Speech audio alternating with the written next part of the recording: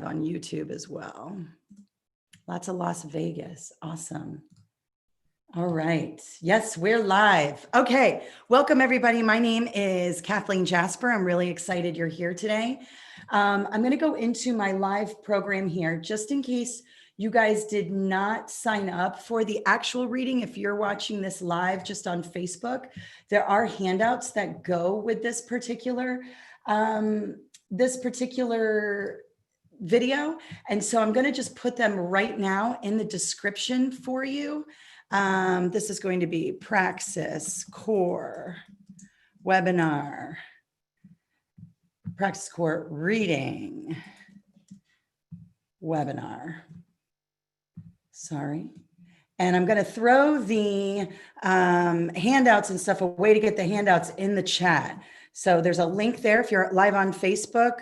And if you're live on YouTube, I will get them to you, but I can't edit the description live. At least I didn't think I could. Maybe I can, but I'm going to throw them in there after this is over. So for the handouts, please go to, and I'm about to send this out to you, save post. So it should pop up in that description for you if you're watching live on Facebook. If you're live on YouTube, I'm excited you're live on YouTube, but I can't edit the description yet. So we're going to have to wait until later. Okay. So this is Praxis Core reading. We're talking about 5713, which is the new Praxis Core test. The reading didn't change. The only thing that changed with the new test is the math. So if you're taking 5712, if you're with one of those states that's still taking 5712, then you're going to want to watch this as well because it's totally fine. It's going to help you. 5713 and 5712 are the same test. Now, if you're tuning in as an FTCE person, this is going to help you as well because it's reading comprehension. It's the same exact skills. They assess the same things. The passages are slightly different, just a little bit different. However, it's the same exact skills. And I'm going to go over everything you need to know to pass this exam. And my microphone, boop, let's just put that up out of the way. And so you'll have all of that, okay? I'm going to get started right away. Let me know if you guys have any questions in the chat. Just a quick chat thing. Any kind of audio issues or internet issues, I can't really solve them in the chat. So if you are having problems with your internet, try logging out, logging back in. Chat is really for you guys to talk to each other. I will periodically check the chats just to see if I can answer any questions, but I have a crazy case of ADHD. And if I have the chat open, I'm like just staring at the chat and my presentation is not that great. So I'm going to keep the chat closed and then I will open it up periodically throughout my webinar. Okay. So what I'm going to do right now is I am going to, let's see here, share my screen. And you should see my presentation here. Go ahead and let me know in the chat that you can see my presentation just so I know that you guys are good. Can you see? Perfect. All right. Looks like everybody can see there. And we're going to get started. So this is Praxis Core reading. Those of you who signed up using the link in in the live Facebook, there's a link there. You got these handouts. If you signed up through our website, then you received these handouts as well. So this is going to be very helpful for you. You will also get my presentation in a follow-up email. So you will also get this presentation. So you're going to get two, the handouts that you already have when you signed up, and then you're going to get this presentation right here. So just remember that, and you'll be good to go. So don't worry there. Just make sure. Okay. So we're talking about the Praxis Core reading. Like I said before, this is, let me get a pretty color here. Let's go with let's do a little yellow today. I always go with like purple. So let's do a little yellow today. So this is the Praxis Core reading. This is 5713. This is identical to 5712, which is the old Praxis Core. 5713. Anything with a 3 at the end is the new Praxis Core. Don't worry about it for the reading.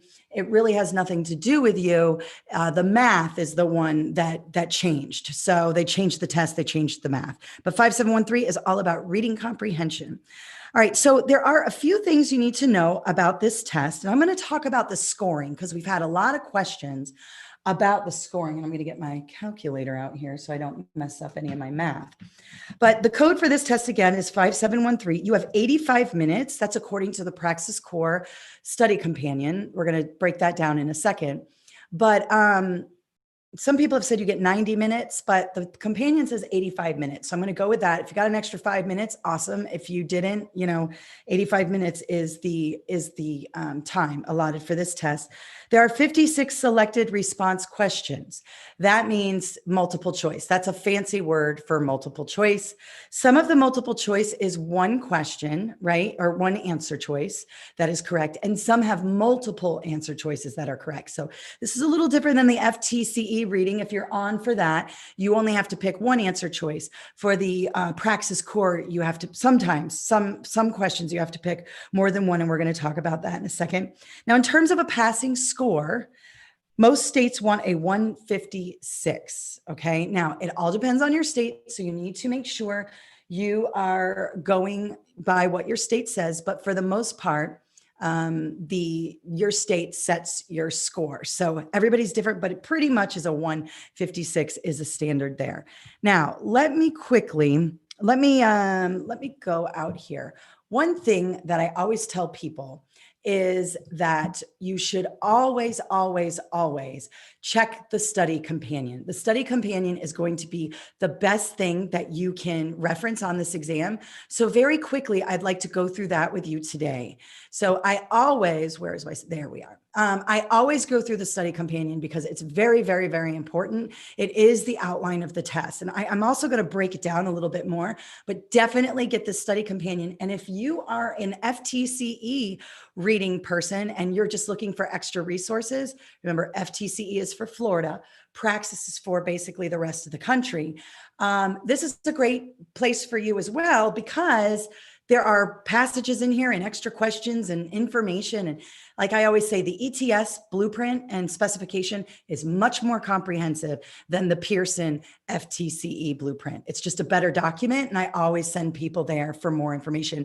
So we have, the content categories here. Notice these 3 content categories right here: key ideas and details, craft structure and language skill, and integration of knowledge and ideas. Now, let me tell you something about this. This is always the same on every single reading test. Every single reading test tests the exact same skills. So that means standardized assessments for your 10th graders. That means ACT, SAT, they all test the same stuff, you guys. Key idea and details, craft structure and language skills, and integration of knowledge and ideas. They may be slightly worded differently, but that's the only difference. The same skills are assessed on every single reading test. And I know this because I break down reading tests all day long as my job. So take my word for that. Now, as you scroll down deeper, they get more into what these skills mean. And we're going to talk about that today too. But it's really helpful to know when you get to a question, just to have an overarching understanding. This is a key ideas and details question. This is this kind of question. So that's really important here. And then, of course, you are going to want to, there's some, sorry to make you dizzy, guys. I'm going to scroll down. Oh, here we go. Then they have, the different types of passages, and we're going to talk about that. On the Praxis Core, you might get a passage that's just a paragraph with one question.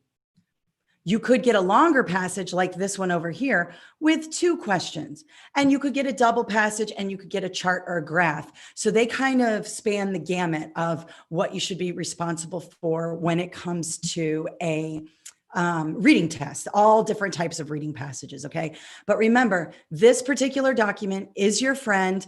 All you have to do is Google Praxis Core reading study companion, and it comes up right here. And I'll throw this in the email for you as well if you signed up for this exam. Okay. So, or signed up for this webinar, you'll receive the handouts and everything in an email following up. I see that some people are in the chat on Facebook saying I need the handouts.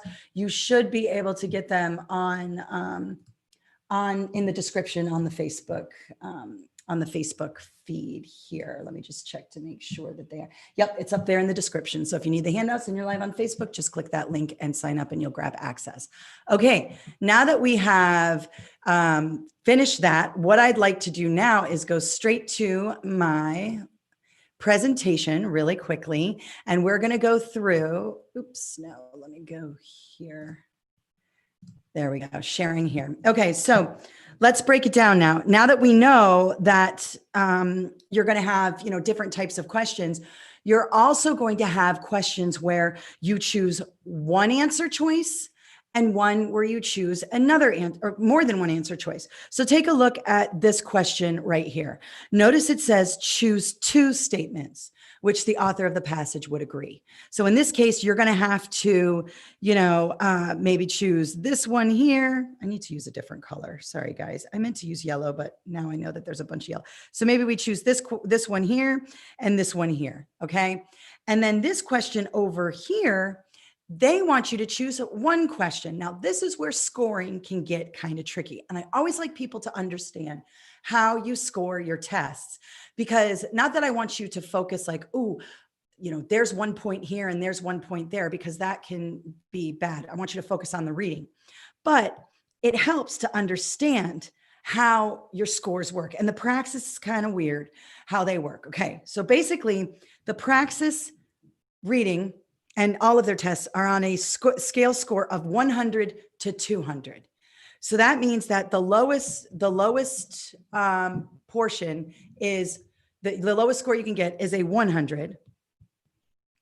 And the highest score you can get is a 200. Okay. So make sure you understand that.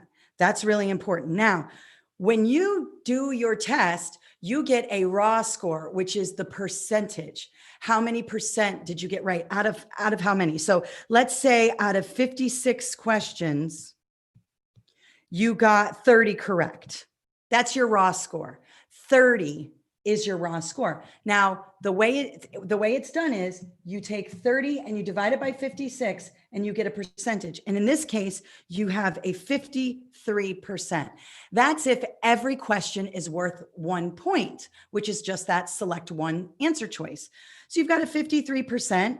And what you need to do is add the 1. So this is really a 153 because of the 100 to 200 point scale. Just trust me, put the 1 in front of your percentage.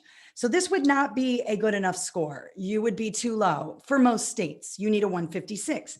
But the kicker is this. Let me just erase this really quickly. I need a bigger, there we go. There we go. That's if every question is worth 1 point, but we know that some questions are worth more than that. So let's take a look at this scenario here. Let's say you got a 56 question test and 52 of those questions are straight up, choose the right answer. There's one right answer, A, B, C, D, or E. That's it. On the Praxis, it goes from A to E. So you have 5 answer choices that you can choose from. Now, 52 of them are straight up one answer questions. So they are worth basically 52 points, right? But then you might have 2 questions that have 2 answers. So they're worth 4 points. Okay. Each question's worth 2.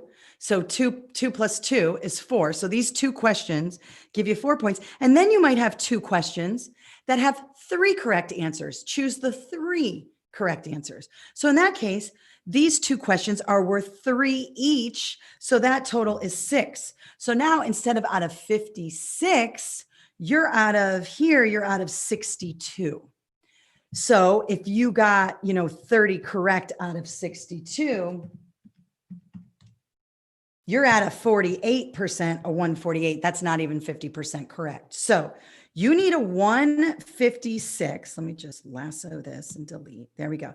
You need a 156. That means you need at least 56% correct. However, when you get into this part here, where it's extra points for certain questions, that kind of methodology breaks down. So I am going to tell you here today, I think you should shoot for anywhere from a 62 to a 65% correct.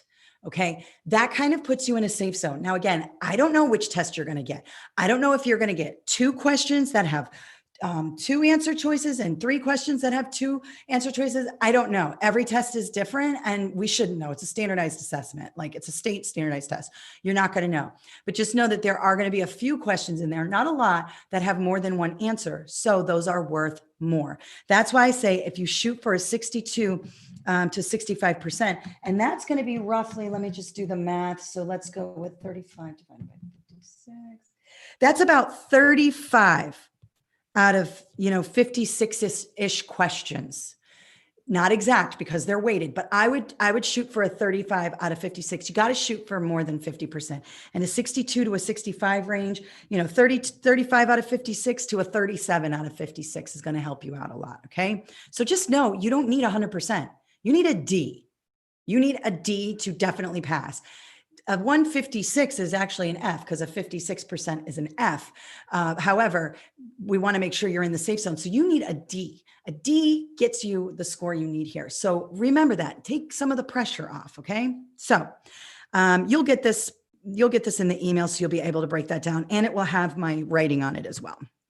All right. So when we talk about the content of the test, we're talking about key idea. Everything is pretty evenly distributed. There are 35 questions for key idea and details, 30 for craft and structure, and 35% is integration, knowledge, and idea. That means there's 17 to 22 questions on key ideas and details, 14 to 19 on craft and structure, and 72 to 22. Now, remember, they could be weighted. This is a range. They don't give you a specific, you need this score on this. So again, focus on that 62 to 65, and I think you'll be just fine there. Okay. All right. So let's go into what key ideas and details actually means, because it helps for you to know what is a key ideas and details question.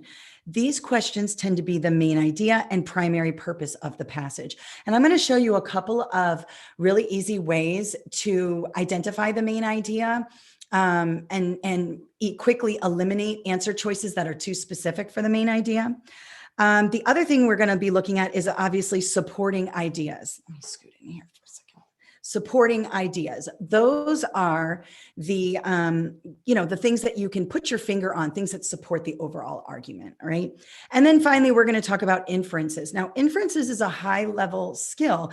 You have to make educated guesses based on what is said in the passage. So you cannot just people have a hard time with inference. They think every answer choice is correct in that scenario, or more than one answer choice is correct. There's only one correct answer choice unless specified in the question saying pick all that apply, or pick 3 or pick 2. But inferences are educated guess based on the passage, not based on your prior knowledge, based on what is said in the passage. And that's key. Sometimes our prior knowledge can mess up our reading comprehension scores because we're going on what we think we know and we're not going on what's in the passage. Focus on the passage. Background knowledge certainly helps in many situations, but don't rely on it to answer questions because those questions might be specific to the reading that you're working on there. All right. Now, the second part of the 3 parts of the test is going to be craft, structure, and language skills. Now, craft, structure, and language skills is going to be your attitude and tone. You guys know these questions. What is the tone of the passage? What is the attitude of the author? You want to be immediately thinking about this as soon as you start reading the passage. You want to say, is this here to inform me? Is this here to argue with me or persuade me? Is this here to be a narrative and tell me a little bit about a person's life? Something like that. So you're going to want to pay close attention to that. Right away, you should be kind of hearing the voice of the author in your head. Is the author angry? Is the author happy? Is the author cautionary? Is the author's attitude positive or negative? Just kind of get those things ruminating in your head because it'll make it easier to answer those questions later. Of course, we're talking about organization as well. Those are the questions that ask you things like, how is this passage organized? It might just ask you straight up like that. It might also say, is this a sequential passage versus a a general idea given and then support is given for that idea? Is this a claim-based passage versus an informational passage? All of that is going to be part of the organization. So pay close attention to that as well. Also, the meaning of words. I don't know why they break it down like this. This is definitions. So these are your questions that say the word in line 5 barrage in line 5 means this. And you have, answer choices there. So that's going to be definitions. And then, of course, I already said this. Is this expository, persuasive, narrative? You got to know what the author is trying to do there. Okay. And you should be thinking about this along the way. All right. Now we have integration of knowledge and ideas. So one of the things we're talking about there is analyze diverse media formats. So they may have a letter there or an article there or something like that. You have to kind of analyze different pieces of that. You're going to have to evaluate arguments. Now, this is the high level questions. These are the questions that you might have more than one answer choice. For example, which of the following arguments or which of the following 2 arguments would the author most likely agree? Now, you may not know because you're like, how do I know what the author is going to most likely agree? That's where the high level thinking comes in. You've got to look at what did the author say and dissect what the author is thinking, analyze it and evaluate it and figure out how the author would vote or agree. And then, of course, we're going to compare and analyze more than one text. That's your passage A, passage B, double passage text. Those are going to be higher level questions. Those are going to demand more of you because you have to, look at both texts and find similarities and differences and how one supports the other or whatever. And those of you who have taken this test before, you know exactly what I'm talking about. Those double passages can be really difficult, but I have an awesome strategy for you. And those double passages are going to be super easy for you as we move forward. Okay. Now, the 4 main types of things you're going to have to do on this test is, like I said, when we were looking at that study companion, you're going to have those short passages. Those are the ones that are just like a paragraph in 1 question or a paragraph in 2 questions, no more than that. So people think, oh, those are easy. Those are the short passages. Sometimes a small passage can be more difficult than a long passage. Those short passages, you really got to understand those to answer the questions. So those sometimes can be more difficult than the longer passages. Then, of course, you've got the long passages here. You've got, it's a full page or a longer page. Typically on the FTCE, if you're joining us here for the FTCE reading, you basically have just long passages. You don't have these really mini short passages like on the Praxis, but practice with those short passages because they still sharpen your reading skills. You're going to get the double passage, which would author A agree with and which would author B agree with, those types of questions. How does passage A relate to passage B? Those types, and those can be difficult. But again, I got a hack for that you can use. And then you're going to be given charts and graphs. You'll be given some sort of stimuli up at the top, and then underneath it'll be an explanation of what the chart explains or what the chart represents. And then you'll have to answer questions based on that. So that's a little bit different than the FTCE reading. They don't give you charts and graphs. They might be embedded in the passage, but for the Praxis reading, you actually just have a full-on chart. And this really aligns to the SAT, ACT, many of the skills that our high school students are required to do. This test is aligned to the skills that 10th graders should have before leaving high school.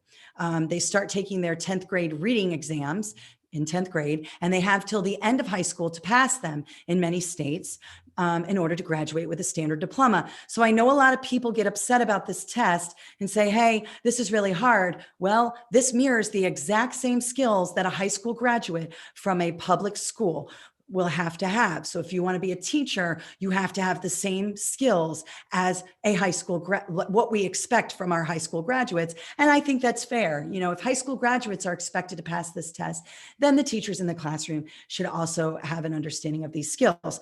Now, that being said, you might need some practice and support, and that's why we're here today with you. All right, now I'm going to tell you this. I always say it. You guys know, if you've taken my classes, work backwards. And notice what I did there. This should have been over here. I capitalized it. Work backwards. I was trying to be funny, little play on words there. Maybe it landed, maybe it didn't. But you're going to want to start with the questions first and move backwards through the text. I don't mean read the text backwards. I mean, you're going to start with the task first. Most people start reading the passage first. Start with the questions, set the purpose for reading, and figure out what you're being asked to do.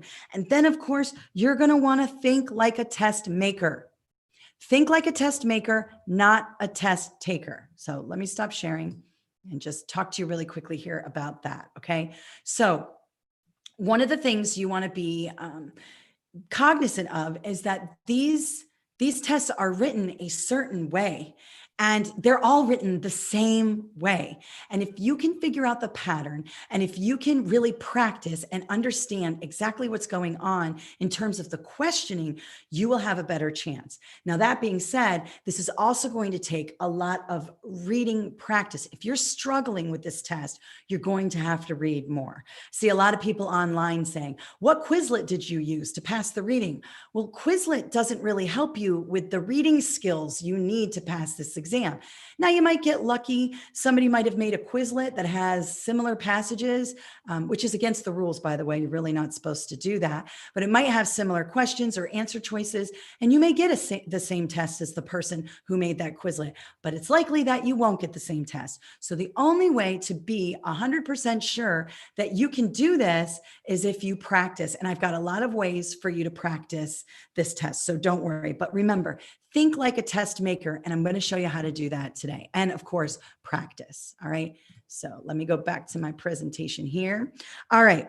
Now, any questions so far in the chat that I can, see what you guys are saying here?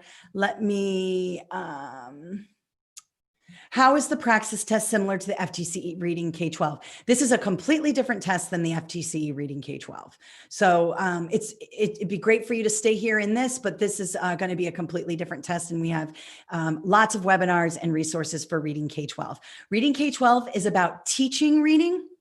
The Praxis Core reading and the FTCE reading is like an ACT reading test. They are testing your reading ability. So they're two completely different tests, structured, awesome, like structured completely different. So somebody else said, I'm planning on being reading certified next year. Thank you, Dr. Jasper.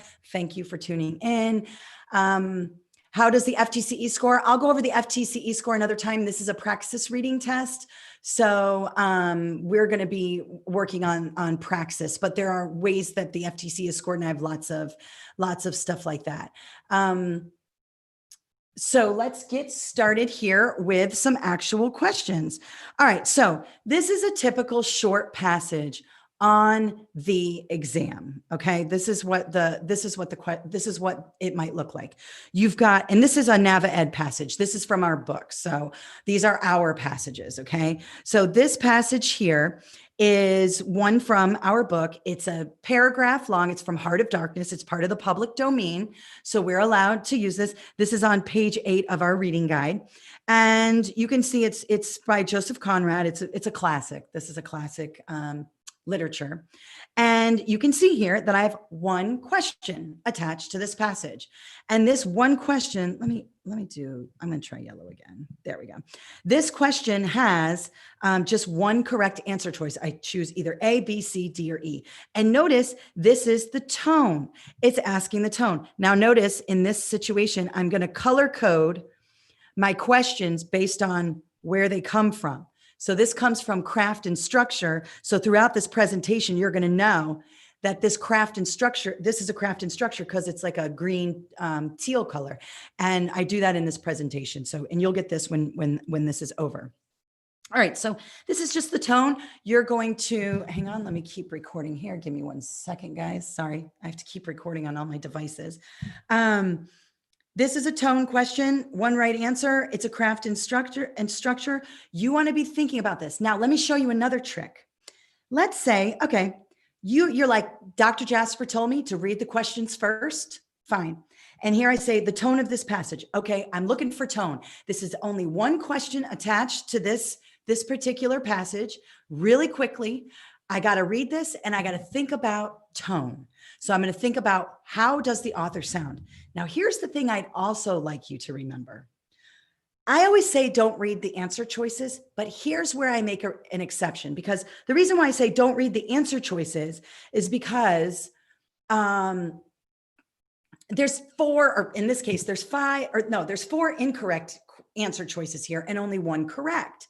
So I don't want to just read all the answer choices, because then I'm filling my brain up with like wrong information, right? So I want to do as little of that as possible. I definitely need this first before I even read here. Most of you start here. You start right up here, you read, then you read the question here, then you have to go back and reread. And that's problematic because now you're wasting time. It's time saving if you read the question first, then read. Now I set the purpose. I know what I'm looking for. I'm looking for tone or main idea or whatever the question is asking. Now, here's where I think reading the answer choices first is good. This says tone. And if I quickly glance down to my answer choices, notice I have optimistic, restless, oblivious, ominous, terminal. A lot of times, and again, we're going to think like a test maker, not a test taker. When people write these items, and I used to write test items for Pearson, so I know how this works. They start with, like in this case, these are all adjectives at the beginning of each answer choice. Well, this is very telling. We have optimistic, restless, oblivious, ominous, and terminal. So we've got, a couple of positive words, optimistic. That's really the only positive words. Then we have restless, oblivious, ominous, and terminal. So keep those in mind. This is going to be a happy passage or a not so happy passage. Now, in this case, I'm not going to read all of this to you, but the title says Heart of Darkness. So we're going to go, I want you to look at everything. If a title is given, look at it. Sometimes it's given, sometimes it's not. On ACT, it's given. Sometimes on Praxis, it's given. But in this, we have Heart of Darkness. Now, this might be a gimme if you're an English major and you've read Heart of Darkness, you'll be able to see it. But if you haven't, you can see the sea reached the Thames, stretched before us like the beginning of an intermediate waterway. In the offing, the sea and the sky were welded together without a joint. And in the luminous space, the tan sails of barges. So we've got all this description going over. The air was dark above. Gravesend and farther back still seemed condensed into mournful gloom, brooding motionless over the biggest and greatest town on earth. So this sounds like mournful gloom. This sounds like something kind of ominous. This doesn't look like, it's not the author is sure he will die. It's certainly not optimistic. I mean, that wouldn't give me there. Restless means I can't wait to do something. I don't get that from here. Oblivious means you don't care. You're totally clueless. And he's being very descriptive here. So I wouldn't choose that. Ominous, when you see dark above, the air was dark above. When you see right now, it's about to rain outside my window. It's thundering. It is ominous out. The big thunder clouds come in, right? They're all coming in. So D is going to be your best answer there. But notice, I didn't even read that whole passage. I went, okay, optimistic, restless, oblivious, ominous, terminal. All right, let me go in here. And then of course, look at this. At the end, you've got the answer there. So be strategic. That one is an easy one. Grab it and go. Okay, which then, and I'm not going to read this to you guys. This is in our book, but I'm not going to sit here. The thing with, just a quick side note, the thing with teaching reading online, it's really difficult. And some of you are going to have to do this because you're going to be teaching online here probably a lot of the year. You don't want to sit there and read to your students online. So I'm not going to do that to you today. But this right here is an example of a longer passage. Now, the way Praxis is set up, you're going to have this long passage here, and then your answer questions will be on the side here, and you'll have to scroll up and down. But for the sake of my presentation, I know it looks different than it does on test day. But here you can see there are several paragraphs. Let's take a look at the questions that go with this.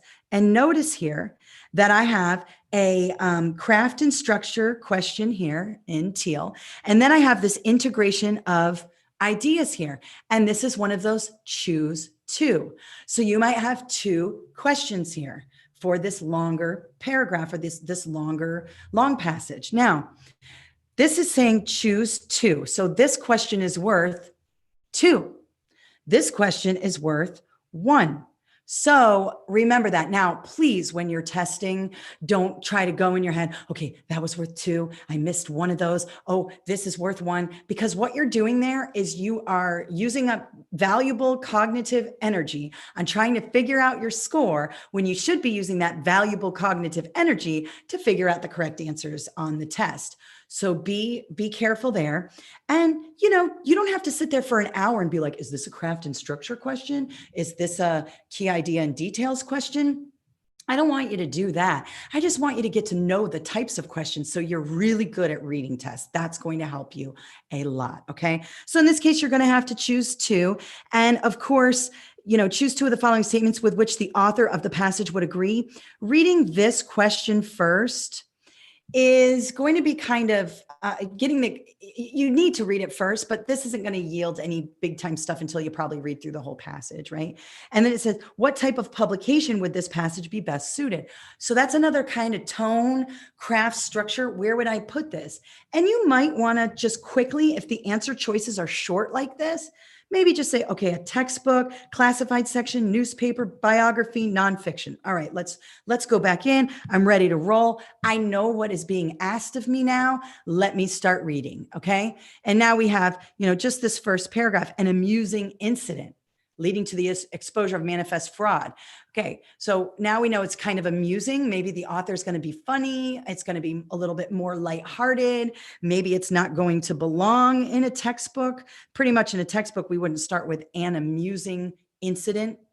You probably wouldn't start a textbook thing like that, but you might. You'd have to read further to figure it out. But notice, I read the question first, and as soon as I get that answer, like as soon as I read down here enough, I might be able to go out and grab this answer without reading anymore, so go ahead and try that. Now, the other types of passages you're going to have are the double passages.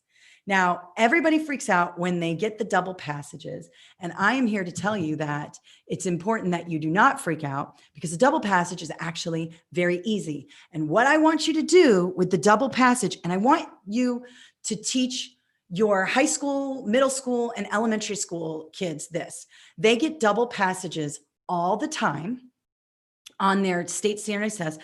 They give passages like this to little 3rd graders. So if you think this test is difficult, I would encourage you to check out the 3rd grade reading exam in the state of Florida or any state for that matter, and you will see just how difficult it is. And what do little kids do? When you give them a reading passage, where do they start? They start up here. They read all of passage 1, then they read all of passage 2. And then when they get to the questions, the test makers will trick you and they'll put all of passage 1 questions towards the end of the questions, like numbers 8, 9, and 10. So the kids, what they've done is they've totally forgotten this passage here. I mean, that's gone. The only thing you remember, and this goes for adults too, the only thing you're really remembering is maybe this right here. If you start with the top of passage 1, read it all the way down, top of passage 2, read it all the way down. That is not the way to do this. Now, we train people on ACT to beat the reading test so they can get into Ivy League colleges. Please listen to me on the double passage. I'm telling you, it will change your life. Well, maybe not change your life, but it'll certainly make your test taking experience better. So here's what you're going to do.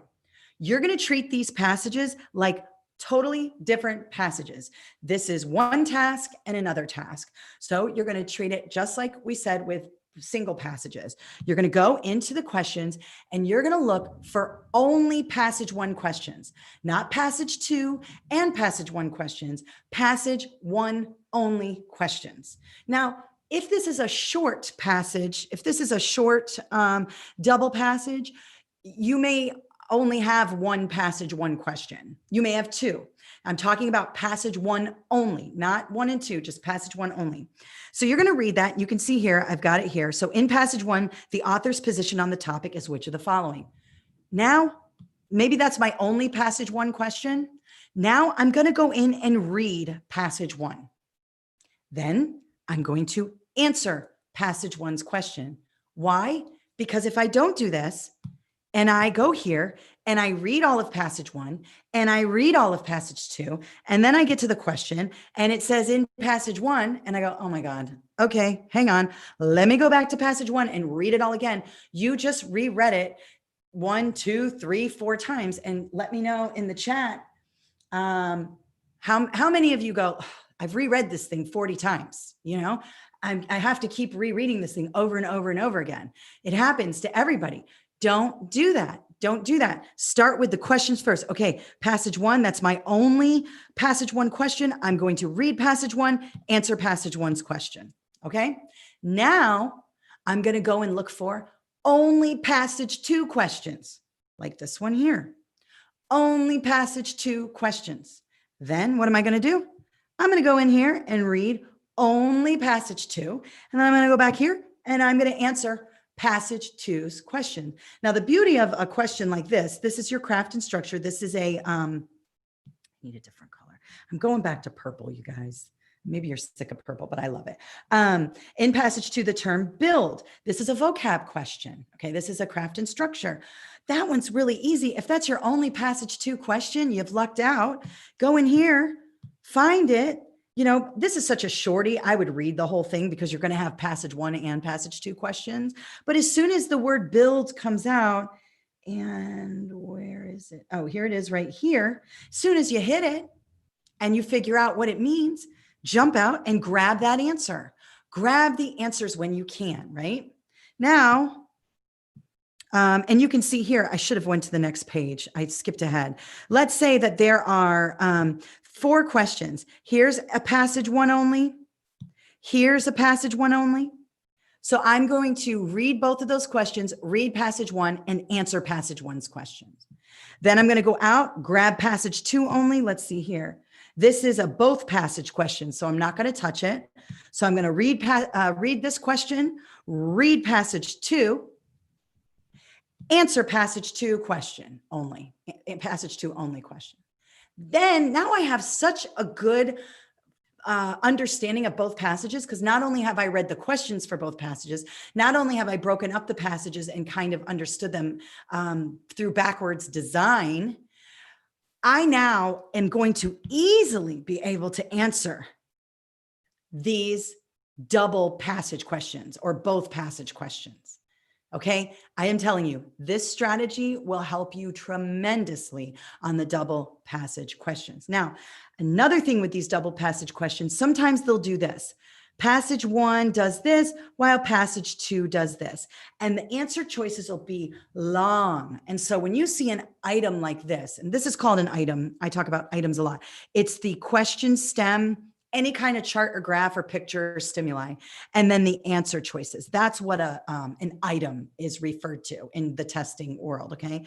So this item has long answer choices. And when you see these long answer choices, what are you like? You're like, ugh, more reading. Like, I got to do more reading. Break them up. Don't read all this. Here we have passage 1 generalizes favorably, all right? While passage 2 expresses cynical. Already, if you've already read this, because you've already answered the passage 1 only questions and the passage 2 only questions, you know right away if passage 1 is happy, favorable, and passage 2 is cynical. If passage 2 is not cynical, get rid of it. All right. Now, I'm not reading through this with you guys. A could be the right answer. Okay. I'm just talking about this in general speak. Okay. And here you have passage 1 draws from enjoyable personal experience, while passage 2 generalizes anger. Pick out those pieces. Don't get caught up in all of this text here. We're saying author of passage 1 is happy. Author of passage 2 is mad. Now, if A is wrong because it's cynical, well, guess what? Anger and cynical are the same thing. So if A is wrong, B is wrong, because you can't have A be wrong and B be wrong. So right away, I'm going to be like, boom, too similar. Anger and cynical is the same thing. Okay. And then go through and do that. Now you have here, 1 extends a cautious warning. So we just went from the author being happy, enjoyable. Now it's cautious, like maybe sending us a warning. That's going to stand out to you. You're going to know that. And then you have, while passage 2 expresses doubt about the success. So go in and kind of Don't just read from top to bottom. Play around, eliminate, immediately go in, get these key words out, dissect the questions. And this takes practice. But I'm telling you right now, if you start at the top of passage 1, you read all the way through to passage 2, and then you go into these questions, you're done. Your time is going away. And that's what's making it complicated and difficult for people. Think like a test maker, not a test taker. All right. Now, the next thing is, I want to talk to you about main idea. Now, main idea, and hopefully I'm not covering up let me just zoom out a little bit here because my face is in the corner and I don't want to cover this up. Let's talk about main idea in terms of how to hack this kind of question. Now, when I say hack, I mean kind of skirt around it and not, make it shorter, make it simpler for yourself, okay? Of course, I want to go here first. Okay, this is going to be a shorter passage. This is from the ETS study guide, study companion. Okay, this is from ETS. This is from their booklet that I just showed you online. Okay, so they have this short passage here. It's just a paragraph here, and then it says the primary purpose. Now, here is where maybe reading the answer choices would help you. Okay, quickly. Is it a critical response to the big band era? Is it this? Quickly skim. Don't get bogged down in it, okay? Now, primary purpose is code for main idea here. And when we're talking about main idea, there are a couple of things that test makers do. The first thing they do is put in information that was never mentioned in the passage, okay? It's some random statement and it was never addressed in the passage. So you're going to want to immediately eliminate it. Okay, that's number one. Number two, the thing they like to do is they like to put things that happened in the passage, but they're very specific, meaning they're not a main idea. While they happened, like let's say Sally went to the store and bought a candy bar,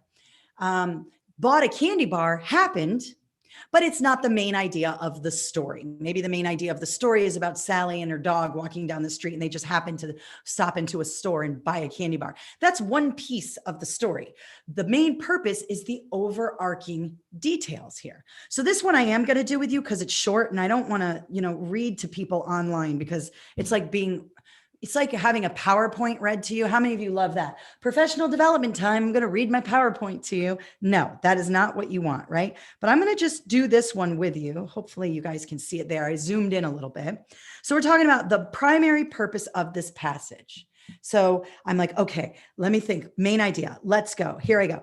Jazz is the most original aesthetic form to emerge from the United States, but it has not always been the most popular. Okay, not always been the most popular. That sounds like a main idea. Like it's telling you it's old school, but it hasn't always been super enjoyable for people. After the big band era of the 1930s, most jazz was played in small rooms that held about 100 people. The sound systems were usually bad, and the players were considered to be small-time entertainers. If the music was strong enough, however, the audience would quiet down or shout approval when something especially swinging was played. Unlike in the more polished venues found recently, the participation of listeners was not forbidden, and people were not expected to keep absolutely quiet until the song ended. So we're talking about participation from the audience. Okay, there are some specific details in here, like the 1930s and the big band thing. But overall, this passage is about the audience screaming and carrying on versus being quiet and all of that. So let's go to the answer choices here. Now, I've already read my question or my task, and I know I'm looking for the main idea. So A, describe the critical response to jazz just after the big band era. Now, it mentioned big band era, but it also talked about some other things in here. So this feels specific to me, but let's move on. I might get rid of it. It did happen in the passage, but it's a little too specific, okay? B, discuss how jazz performers have been affected by their audience.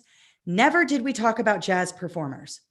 We talked about the big band era, the small rooms where it was held, but it didn't really talk about the jazz performers. No. Indicate how audience response to jazz has changed over time. All right, this audience response to jazz, I like. I'm going to go back and check just to make sure. C is my front runner. A is okay. We got a critical response, but now we're talking about audiences. C is my front runner. D, recount the author's experiences of listening to jazz. Nowhere does this talk about the author's experience. Out. E, outline the historical origins of jazz. While we did say 1930s here, that's not the main purpose. This is where they like to get you. They didn't outline the historical origins. It was about the audience. Now, I've narrowed it down. Let me just check and make sure it's not A, and I can go with C. So we've got jazz is the most original aesthetic, but it has not always been the most popular. After the big band era of 1930s, most jazz was played in small rooms, the sound systems. If the music was strong enough, however, the audience would quiet down. Unlike in more polished venues, recently, participation of listeners was not forbidden. So we've got this found recently. We have the 1930s, but we also have this found recently. Notice that they went from a date to a more general kind of today kind of deal. So this just isn't about the big band era. This is about indicated how audiences' response to jazz has changed over time. They used to yell and scream in the jazz rooms or whatever. And now I guess when people listen to jazz, they sit quietly and wait till the thing is over and then they clap or whatever. So that is why C is going to be the best answer there. Okay.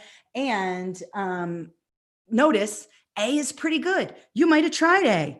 You might have grabbed it because you remember big band and it's saying a response. And it does talk about that. Big band is too specific. They talk about the big band era only for a second, and then they go on to talk about found recently, which is today's era. So be careful there. That's a quick hack. Pay attention to general details. Look how general this is. Look at the language of this. Indicate how audience response to jazz has changed over time. We have big band era, too specific. We have experiences. These are out, but anything too specific is not going to be your answer choice. That's another trick. Okay. All right. What I'm going to do now is I'm going to go into the chat very quickly. And if you're on Facebook or YouTube, let me see what's going on with YouTube. See if I can get in there and make sure you guys are good. I'm going to click on YouTube as well. If you have any questions, I'll do my best to answer them live. Let's go to Facebook first. Looks like you guys are just, responding. Good. Looks like everybody kind of understands what I'm talking about. Let me go to the chat here. My problem is retaining what I read. What is important to remember? I looked at the reading on the ACT and I read the questions first and then read the passage, and I still wasted time because I had to go back and read it again. Okay, this is going to take practice. One thing that I'll tell you is reading comprehension tests now are like my jam, but they weren't always that way. So you've got to practice. It's very, very important that you practice. And I'm going to go over a couple things today on that. But if you're having a hard time retaining the information, that means you're having a hard time comprehending. Comprehension is retaining the information. And what that takes is, I'm the old-fashioned reading teacher, and those of you who are here, you guys are reading teachers as well. Repetition. What would you tell your student? You would tell your student to read it, reread it, do it again. Don't just throw your practice ACT away. Oh, I got a 60. I'm terrible at this. And you put it away. Okay, fine. Do it again. Where did you make the mistake? Where did you not pick up on an idea? If you're having problems retaining the information, you need to read more. Reading exams should be on paper and pencil so that we can interact with the test in that way. Okay, Doris, I agree with you. I think reading on paper is much more feasible. Also, there's a lot of research that shows that we haven't really adapted to reading online efficiently for this purpose. However, it is the way the state does it. It's also the way that many students have to take their exams. And the reason being is because it saves money. Now, I know that's not the reason you want to hear, but when big corporations are building these exams, they are going to save money the best they can. And one way to do that is to cut down on paper. So while that's difficult, look, think like a test maker, beat them at their own game, practice online. I'm going to show you how to do that because I have some more practice things I want you guys to do. So practice online, practice scrolling, practice looking, read more online, and that will help you. But I know it can be very frustrating. It's frustrating for our kids too. That's why I love ACT for kids. I have them use that as the concordance score. If they can't pass their reading test, I have them do ACT, and they can usually pass because they can do it on paper.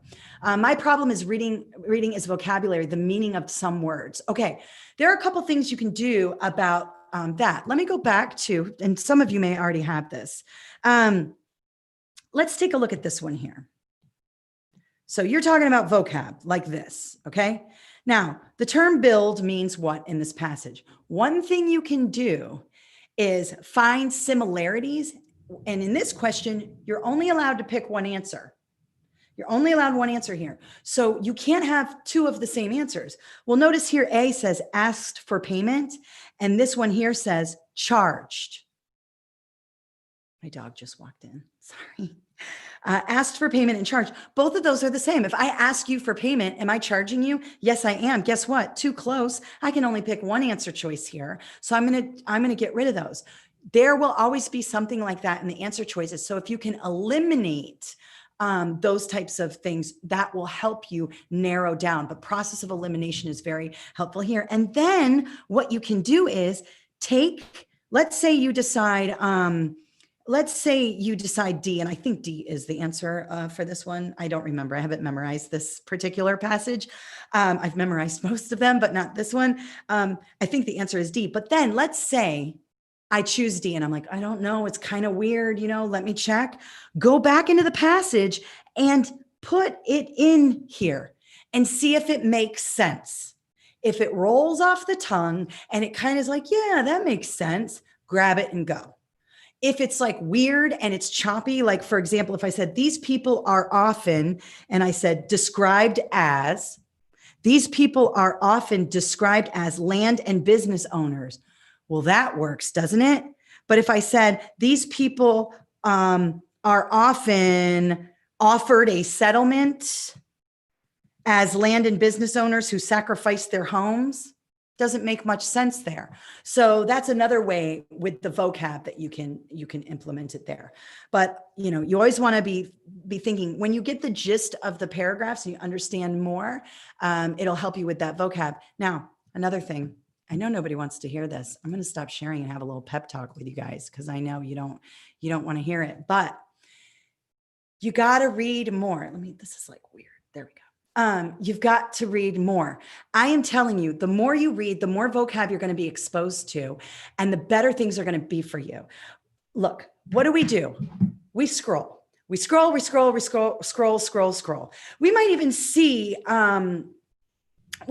see a good article that we want to read. What do? We click on it. We read the headline. We might scroll down, look for a bulleted list of something. If there's a video attached to it, we're watching the video and then we're not reading it. And I'm guilty too. I am not reading enough. I'm working too much. I'm not reading enough. I'm winding down with the TV. I should be winding down with a book, but I'm not. And that is going to be the difference. When you read things like The Atlantic, write this down, The Atlantic, The Economist, you can just like them on Facebook and you'll get all of their articles. Those are on the kind of level you want to be reading at, and they have so much vocab that you're going to see again on your reading test. Please believe me when I say, when you read things like The Economist, The New York Times, The Atlantic, and yes, these are higher level publications, okay? These are on a 1200 Lexile range, so they're going to be at the top. These publications will have vocab in them that you will see on reading tests. And I know this because I read these publications all the time, and then I go take sample ACTs or I take sample GKs, and there the vocab is. So trust me with that. Plus, the more you read, the better you write, the better you speak, all of those. The Washington Post, somebody asked, what about the Washington Post? Grace, Washington Post is great. It's a little lower in the Lexile range. It's a little easier to read, but it's still great. Read it. Some people, they're like, oh, she's pushing the Atlantic and the New York Times. Some people want to read something different than that. It's totally fine. Find your, oops, I got to keep recording. Sorry guys to interrupt you. Find your good publication that challenges you.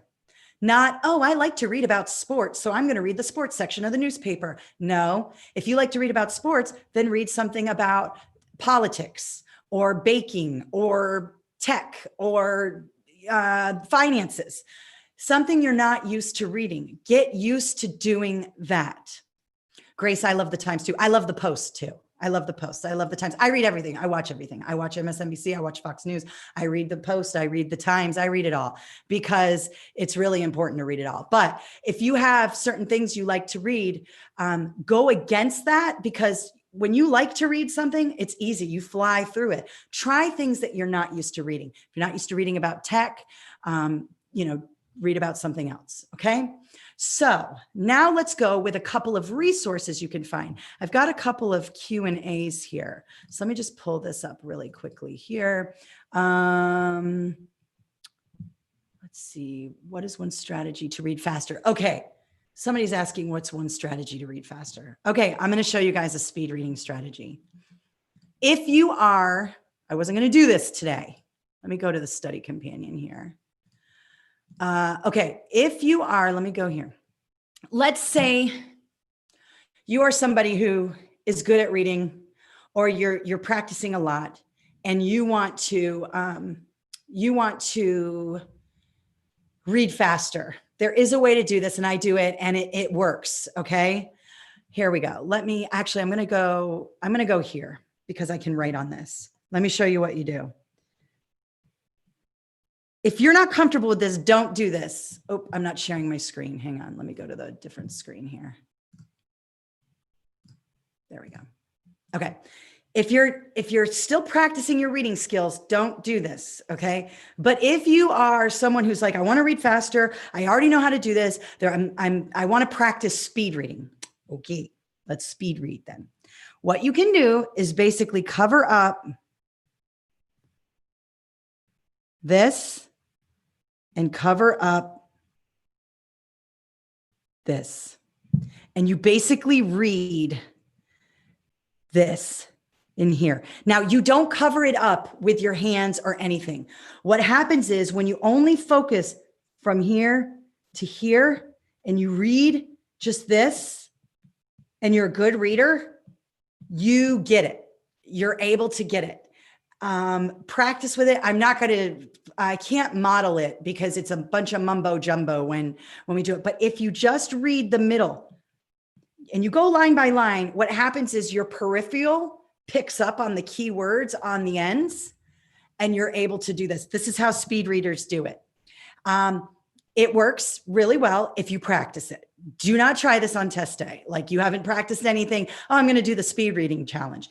Don't do that on test day, but you can. What you do is you kind of practice just the middle parts. And what you'll notice is you'll get through it quickly, and you will know it. You'll know it, and you'll be able to pick it up. But beyond that, okay, beyond that, for those of you who are like, I'm not doing that, I don't want to do that, that's fine. Questions first. If you can, pick out little pieces of the answer choices, like I said on, like this one, a textbook, classified ad, newspaper. Oops, sorry about that. I'm on my eraser. Newspaper, biography, nonfiction. If you can pick out little ideas in the answer choices, that's fine too. But remember, questions first, okay? Questions first, always. And then with those double passage, what are we doing?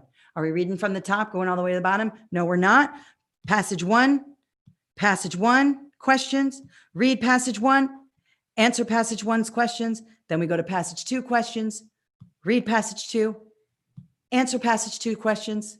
Then we go to then we go to the double passage questions, both passages together. All right. That's going to help you out there. Okay. Now also Sharon Horton on my Facebook page. Hey, Sharon, welcome. She's saying, use your notepad to take notes. Thank you very much, Sharon. I was just about to talk about that because what happens, they give you a notepad, not paper. Well, for Praxis, they give you paper. For FTCE, they give you like a whiteboard. And if you're taking Praxis from home, they're allowing some tests to be taken from home, depending on where you live and stuff like that. They do a dry erase board as well. I think they send it to you. I don't know what they do, but anyways, and what Sharon is saying, thank you for that insight, Sharon. Use it. If you've got a big, long passage and you've read your questions, quickly jot down a couple things about your questions, like tone, main idea, paragraph 1, MI, P1. Just quickly jot down some notes. And as you read, take notes. Take those notes quickly on the page. The thing that happens is you've got the reading the paper, it's going into the brain, it's coming out of the pencil, quick notes, you're really staying connected in the passage, and that'll help you with not remembering. So those of you who said, hey, I don't know how to retain information, use the notepad. When you see something that you think is important, write it down. And even if it isn't important, that brain to reading, back to the brain, to the pencil, you're using everything. And you're going to be better at answering the questions that way. All right. Now, last thing I want to show you guys, I'm going to show you a couple of, let me just make sure my stuff is up here. Okay. All right. So those of you who are like, I need more passages. I need more passages. I understand. I want more passages too, but we write everything at NavEd, and like ACT has 100 million item writers. They just go, they don't have 100 million, but they have, hundreds of item writers who write passages or find public domain passages and write questions. But a great place to go, all you do is need to say released ACT tests. I've told you guys this before. And this blog, Prep Scholar, he's got them all listed here. I was going to put them all on my website, but I'm not going to do that. He's got them here. And this is, property of ACT. So I don't want to get into I sell things on my website. So I don't want ACT to think I'm selling their tests on my website, because you don't want to mess with ACT. So right here, but they release tests. This is also why I love ACT, because what do? They release their exams. They give you a full-on practice exam. Now, there's a lot of fluff here in the beginning. Let me just download this so I can do what I want.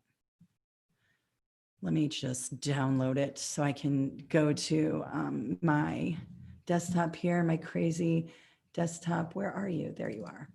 Don't look at my desktop. Okay, it's always messy. It's actually today, it's not too bad. All right, so you can download this document. The front part of it is telling you how to do the ACT, stuff like that. You don't need that. Right here, section 1 is always the grammar. If you're working on Praxis Grammar, Praxis Writing, or FTCE Grammar, this is a great resource. There's 75 questions here. 75 questions, 5 passages, okay? That'll help you there. Math is always, let's go with math. Math is always section 2. So if you're studying for the Praxis Math or the FTCE Math, use ACT.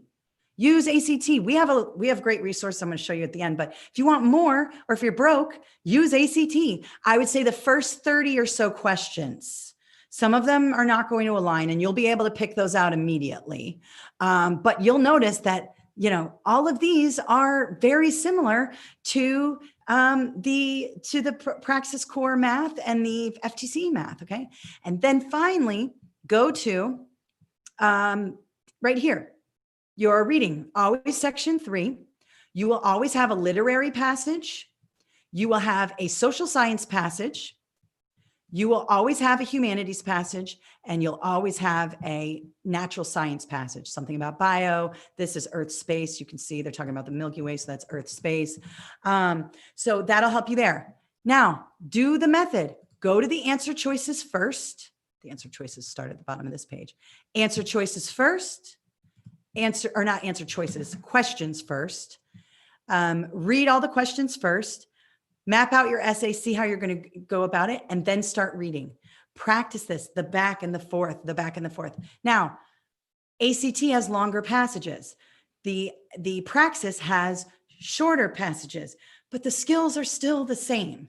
In fact, I think the ACT is going to be a little bit harder for you than the Praxis Core reading and the FTCE reading. But if you can practice harder, like with harder content, you're going to be better on testing. So I highly recommend this. Now, the other thing is, I don't believe this had a double passage. Did this have a double passage? Let me see. No. Yes, this one has a double passage. They call it passage A and passage B. Let me just zoom out a little bit here so you can see the full thing. Okay. Notice we have passage A here. and we have passage B here. Do the trick I told you. Read all of passage A's questions first, which usually starts, well, you have to go in. Notice we've got passage A here, passage A only here, passage A only here. The thing I love about ACT too, they're fair. They put all of passage A's in the front, they put all of passage B's next, and then they do the tone of both passages. But notice here, what is the tone of the two passages? Tone question, double passage, same as the Praxis reading, same as the FTC general knowledge reading. It is the same. People go, no, it's not the same. Yes, it is. I promise you, I study tests for a living. I built this whole company about it.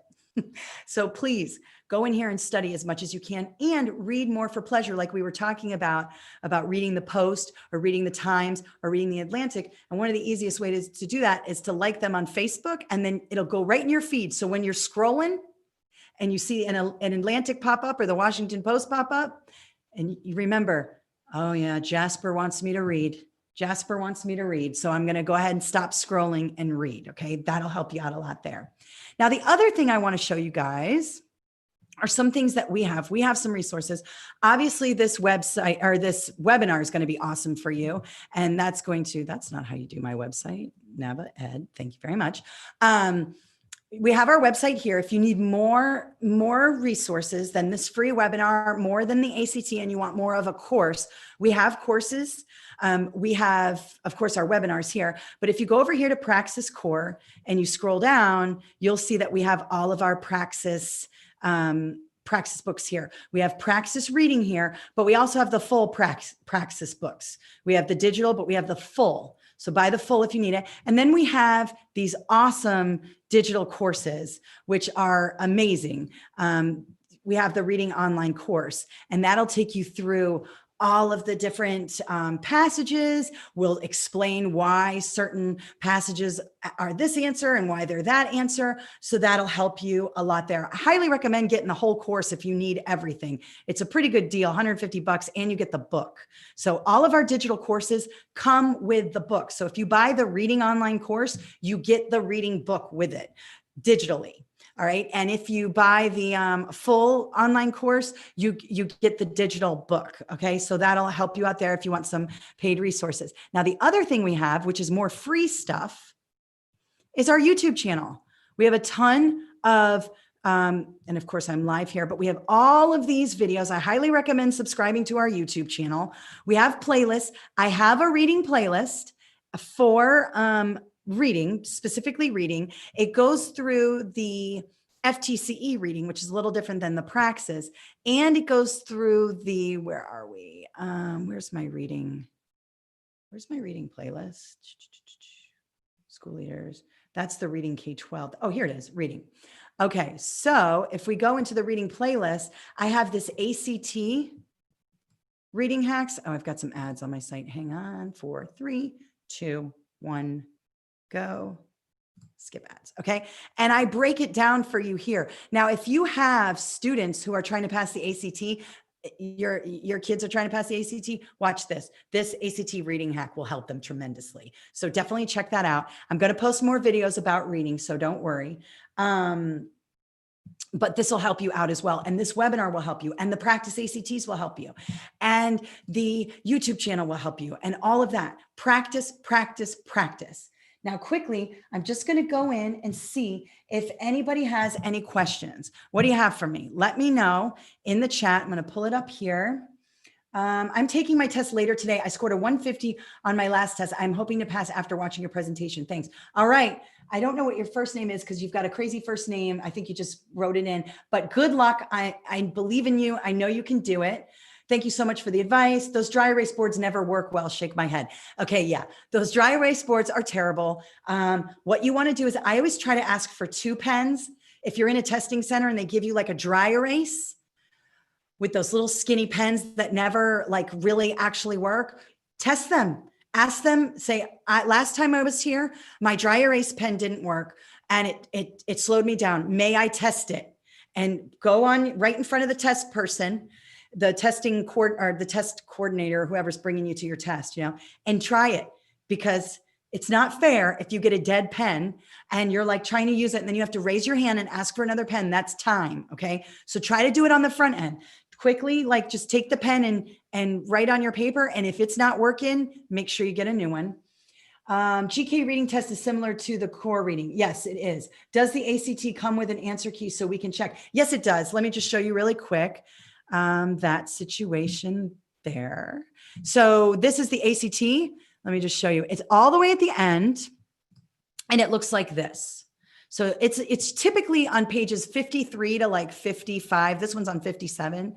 It's at the end. They look like this. It goes in order. Reading is always section 3. So it's right here. Okay. Now there is something else you can study with the ACT that will help you in terms of your charts and graphs and things like that. You Praxis Core people, the science on the ACT will help you. And you'll notice, doesn't this look complicated? This science looks really hard, doesn't it? It's not. All the information is in the graphs. So you can do this. I recommend working through the science section because it'll give you a much better handle on the graphs. Now listen, the ACT is tough. The math is tough. The science is tough. The reading is tough. The Praxis Core reading is hard. The Praxis Core math is hard. The FTC, it's all really difficult. You can't just have a bad day with it and put it to the side and say, oh, this ACT is nothing like the test. I can't do it. It's stupid. Why is it making, what is causing the difficulty? Are you making an error in certain places? Are you doing certain things? Find what you're doing wrong and correct it. The only way to do it is to work through the problems and then analyze your test questions and analyze your answers. Oh, I picked A. Why did I pick A? And then go through, oh, I fell for the trap. It was a main idea question. And I went with the key detail instead of the main idea. Okay, next time I'm going to make sure and do it again. Go back and do it again. That is where the power comes from. That's where the growth happens.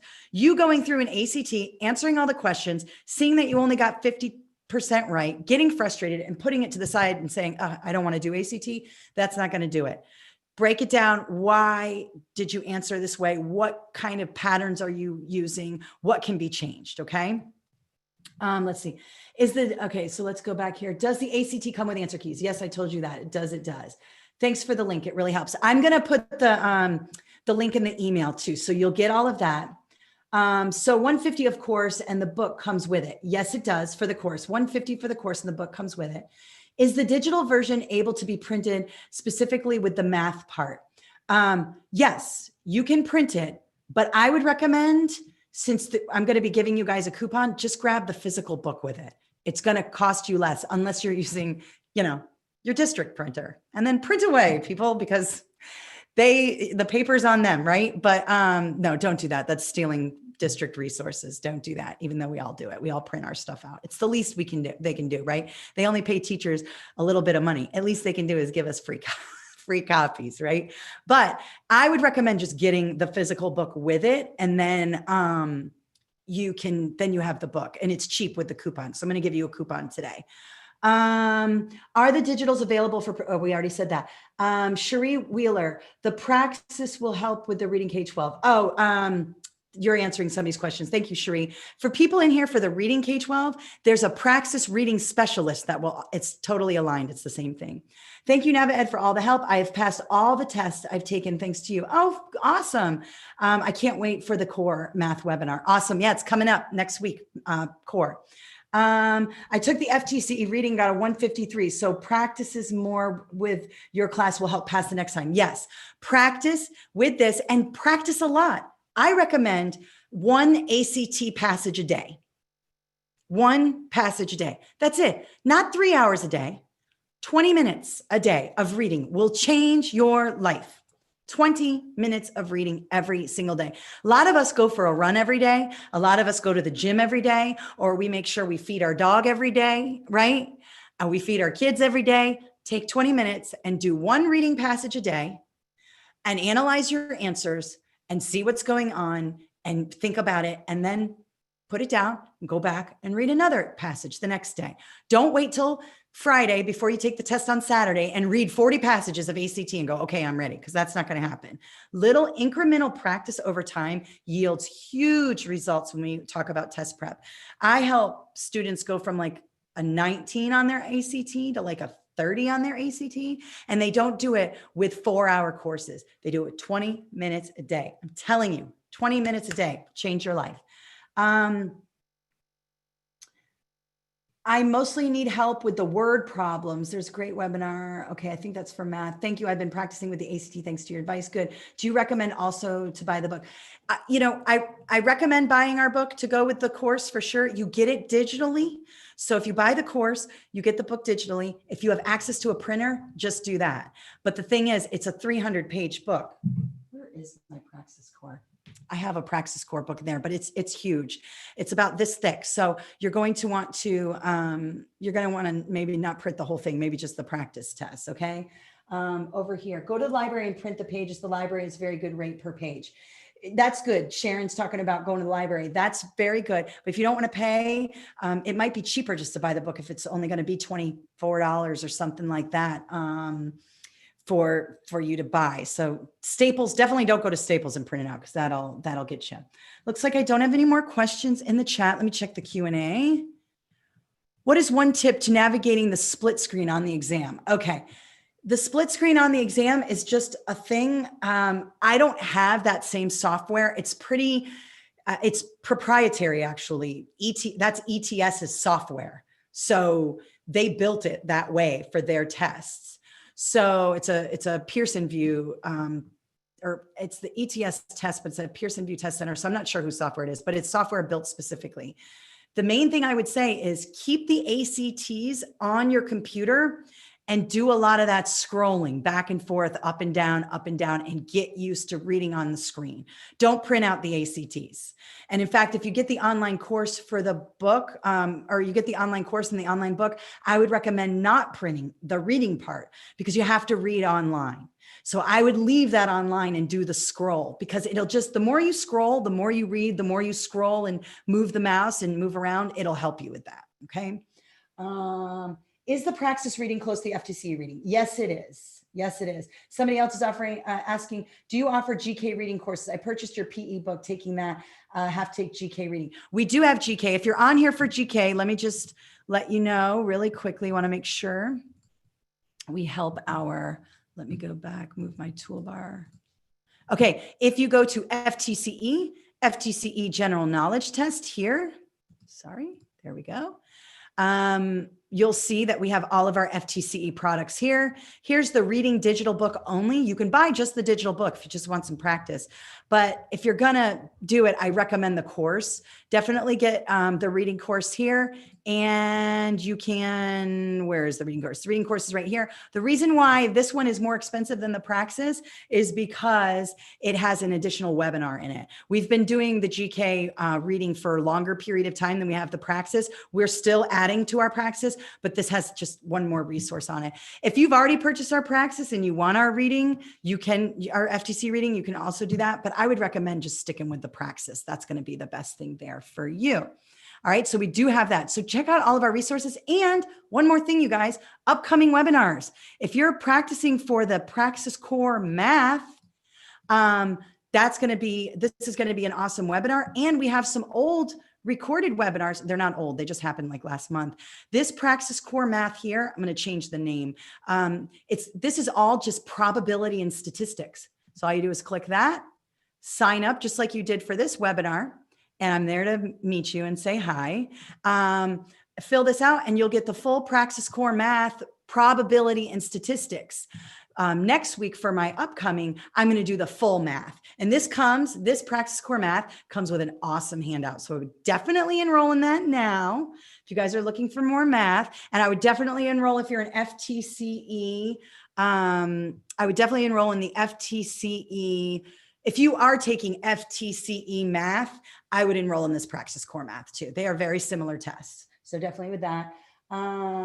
Okay, the Praxis Online Reading course. Okay, good, Robin, thank you. Let us know if you have any questions. Now, for those of you who registered for this webinar, you're gonna get an email from me probably around 6 or so tonight with stuff. This video has to render and I got to get everything ready to roll, and then you'll get your email. If you'd like the email and all the resources that go with this and you're just watching live on Facebook, in the description, click the link, fill out the form, and you'll get automatic emails for this particular thing. So don't worry about that. Just be patient, guys. This will be in your email and all the resources. You'll also get my presentation. So you'll be able to see my writing on there and it'll kind of guide you if you like that. How long hours is the reading online course? It just depends on how you do it. It's about, you know, if you sat there and did the whole thing, it's a good 4 or 5 hours, but I would recommend taking it incremental, but you could do the whole thing. It's just, if you watch every single video, because we have a video that goes with every answer choice or every question. So, or every passage for reading. For math, it's every question, we have a video. So if you choose to watch every video for every question, it's going to take some time. But if you only watch the videos for the questions you got incorrect or for questions you don't understand, it's going to take much shorter time. So it just depends on how you like to do things. If you like to work through the whole entire course and watch every video, then it's going to be a bit. It's going to take some time. How about Khan Academy? Would that be helpful? Khan Academy is awesome. Praxis has chosen, or ETS has chosen Khan Academy. I love Khan Academy. I think they do a great thing. The problem is it's not just specific to like these kinds of test questions. They do prepare you, but it's more skills. It's like, here's some algebra, here's some of this, here's some of that. Definitely use it to supplement. I would totally use Khan Academy, but if you need more specific for the test, I would go with obviously our products, because I love our products and I'm obsessed with them, or another company's products to get you there, but ours are the best. Do any of your webinars for math have handouts that will go with problems? Like, yeah, every single webinar we do has a handout. So everything you sign up for on our website, when it's a webinar, you get a handout for sure with detailed answer explanations and all that. The handout for the Praxis Core Math is a math toolkit. It's really cool. I definitely recommend going there and signing up for the, it's May 22nd, next week. I'll see you next week for math. Does the Praxis course offer an explanatory video for each question? Yes, our Praxis Core Math. Let me just, while I'm on here, let me go through these with you. Let me show you. Let me just show you our LMS and what you get when you go to our thing. Okay. So first, let me get there. Okay. So let me share my screen and let me just show you the courses, because it is an investment. It is an investment. All right. So here's what your dashboard will look like once you buy the courses. Now, I have every single course here because I'm always checking them and making sure everything's working properly. So I have everything, but let's just say somebody was asking about the Praxis Core Math. So let's say I go into the Praxis Core Math and I click it here. It's going to pop up. Give it a second. Hang on. My internet might be a little, let's go here, preview course. There we go. Okay. So when you click start course, there is so much here for the math. So you get the study guide. So you're going to want to click that, download it, and this is the entire math book here. Okay. So you go through that and you go through everything there. Okay. Let me go back here. Then we go through and we give you a video about the test specifications. We go through here and we talk about all the specs and what it means and what each category means and stuff like that. Then we go through and we give you, this is number and quantity, and we go in and we talk all about it. And we have certain videos in there that go with it. And then what we do is for the practice test here, you can see here, I have practice test 1. Here are the videos. These videos go through every single question in the book. So this one is about a graph. Notice number 12. This one here that one's probably not a great one to do. Let's see here. We go through and you can make this full screen. Oops. You can make this full screen here.